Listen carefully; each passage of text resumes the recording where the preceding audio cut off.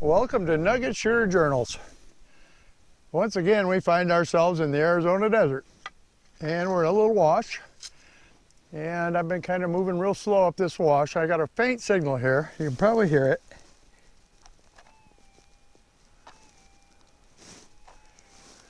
Yeah, we're gonna dig it up. It's in a wash that I found some gold in before, so hopefully it's a little nugget laying down here. And we're gonna move some dirt in this wash today. That's my plan.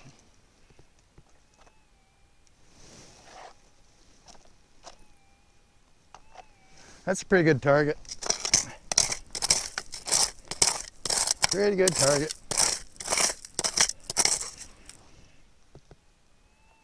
Yeah, and it's down in the bedrock. So,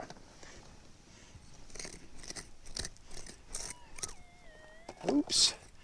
Yeah, here's my digging tool quite well. And we're gonna dig up this. And we got it in the scoop already. Okay, first target of the day. And you should be able to hear it because I got my mic pretty close to the darn headphone now. That sounded pretty darn good.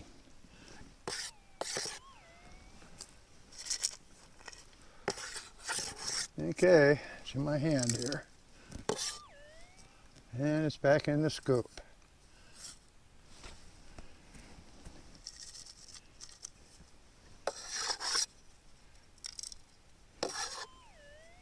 And it's in here. Pretty loud. There it is right there, I think. Yep. Gold nugget. Right there it is. Yeah. Nice nuggie. About it, I don't know. Oops, dropped it. Well, right in here. Now I got to find it again.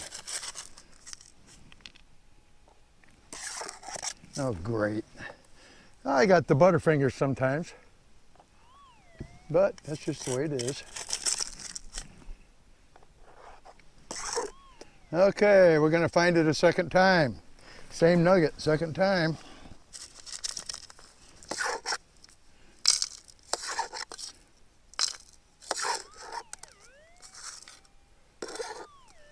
Okay, there it is. Okay, there it is. First nugget of the day. We're going to move some dirt off this wash, clean it up here. Look at there, nice rough little piece. We're going to move a little dirt right here. Get the bigger rocks off the top and see if I can hear a couple more down in there. Starting out good. Let's find some gold today, my friends. We're working right on bedrock and a little wash. As you can see, it's pretty shallow bedrock, pretty rugged in here. I've got the great big pick today because I'm moving dirt. And like I said, one nugget under the belt. I got some right down there the other day. And hopefully we'll get a couple more today. I'm having fun already. I got this earphone up so because I got a mic right here so you guys can hear these targets. But let's have some fun. Well, sitting here having some lunch. I think I'm probably gonna head to a different spot. And I saw coming in here and try that out a little bit. I'm pretty pooped. I walked a long ways up in here in these hills. It just never ceases to amaze me that you can find gold in a wash here, several nuggets. And hunt the washes on both sides and up above and down below and not find a darn thing. Amazing. But that's the way it is, I guess. Saw one rattlesnake. Other than that, just a few birds. Deer tracks, burro tracks, pig tracks, peccary I should say, javelina. So we're gonna cruise up the road here and try another spot. The spot has material that reminds me of a I got in a wash up by Gila Bend once, and I was using a, let me think, probably a 3500 or a 4000. I think it might have been a 4000, GPX 4000. And I was hooking up a wash. It had cracks going across the wash in the bedrock. I got a booming signal down in this crack. So I started digging. I had dug a little trash there, but not much. And I was pretty excited. And I got a hole dug about, I don't know, geez, 18 inches or so. And I was getting into the bottom of that crack where it started narrowing out. And the wash had been up there at one time, took a couple small nuggets off the bench right below it. And I started digging with my scoop in my hands and poking the coil in there. It's just screaming. And I reached down in there and I got a hold of something about the size of a goose egg, really heavy. Came up out of the hole with it and looked at it. Didn't look right. Waved it over the coil, nothing. Over the coil again, nothing. This thing's really heavy, obviously some sort of metallic material.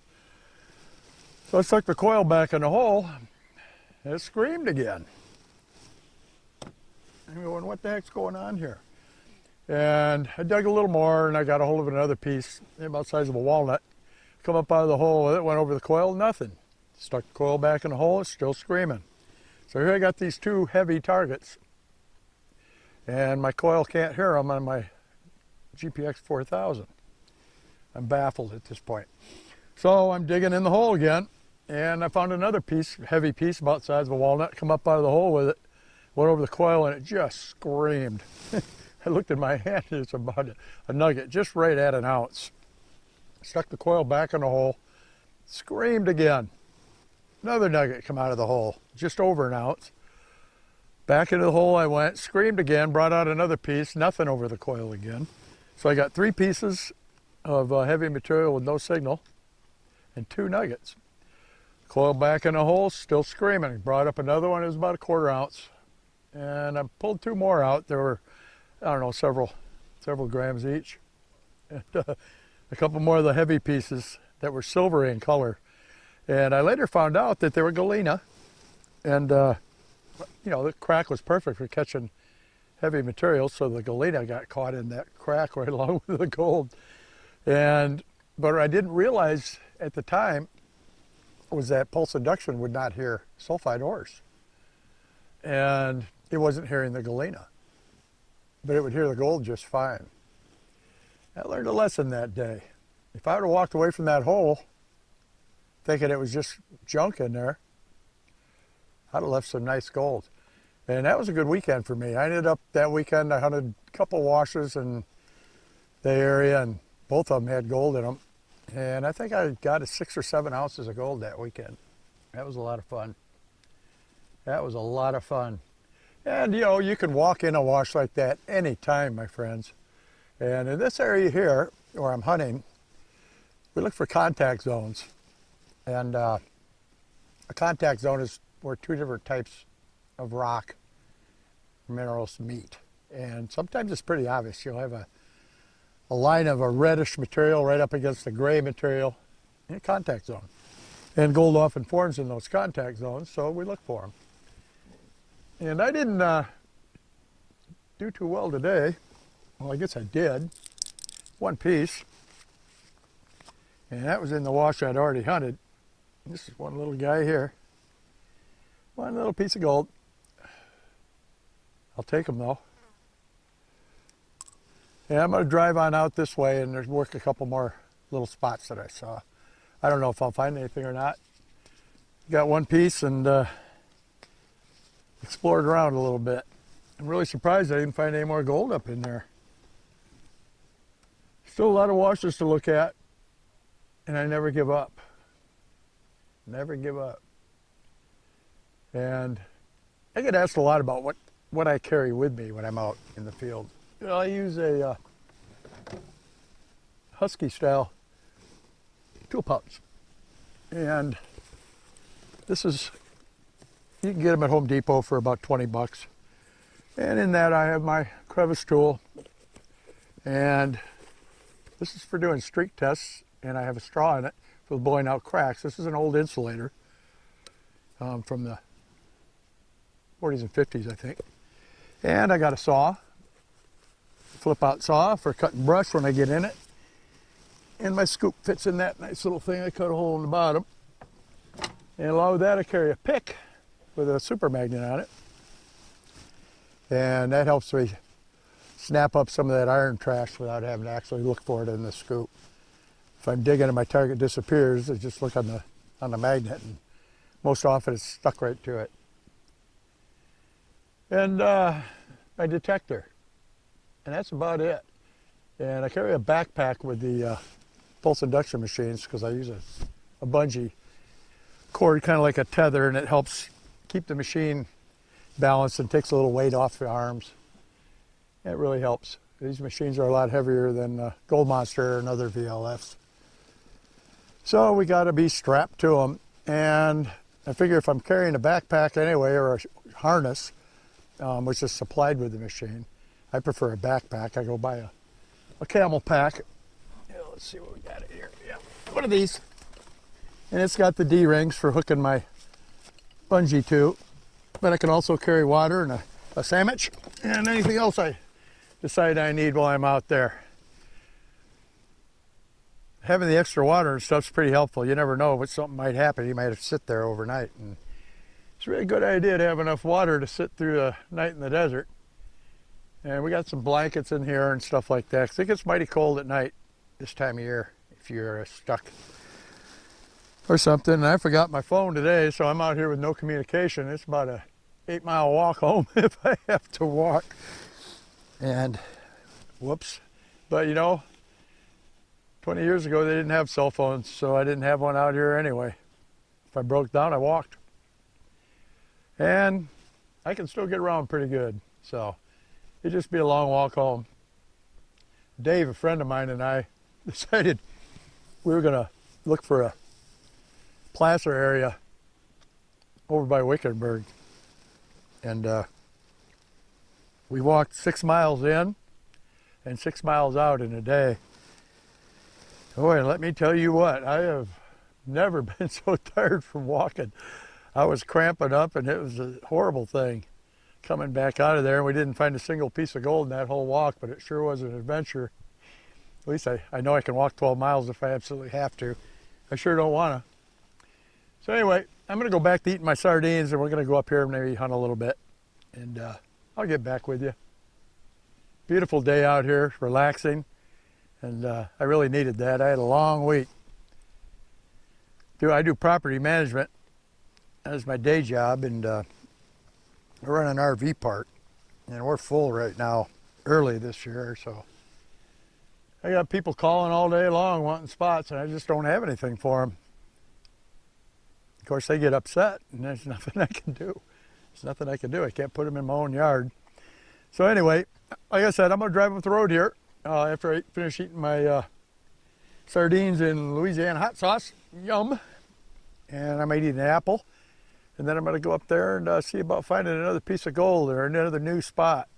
Like I said, this whole area is new to me, and I'm having fun exploring it. I'd have a little more fun if I found a couple more nuggets. So I'm going to keep trying, and I'll get back with you in a little bit.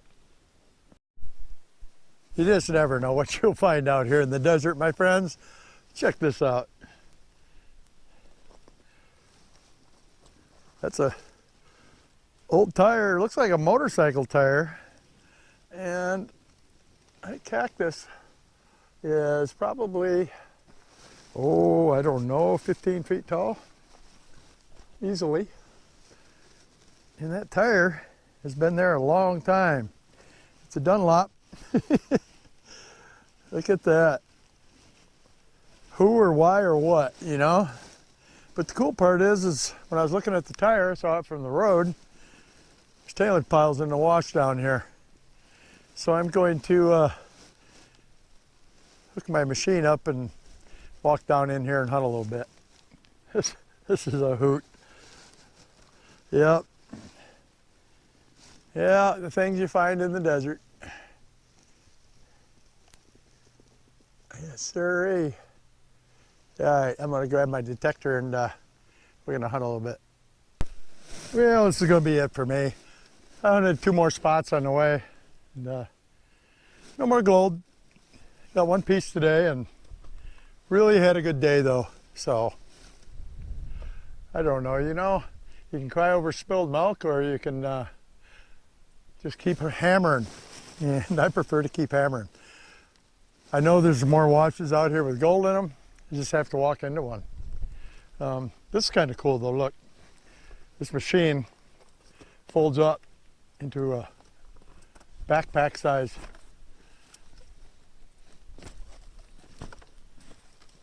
square, rectangle, whatever you want to call it, and I keep it in this tool bag. Pops right in there, and it's pretty cool. Let's open this up and drop it right on inside. Makes it easy to haul around out here. Sure is a pretty area. Pretty area. Anyway, I'm done for the day, guys. That's about all I can take. Just gonna go home and relax for a little bit. See what Tammy's up to. Harass her and Bruno a little bit. And until next time, if you're liking and enjoying going on these trips with me, maybe learning a little bit, and like, subscribe, and ring that bell, and check out my website at nuggetshooter.com if you're looking for a metal detector or cool articles to read or a forum, and I don't know, a lot going on over there too. But for right now, there's not much going on here. We're gonna drive this thing home and call it a day. Thanks for coming with me, and I'll see you next time. Nugget Shooter out.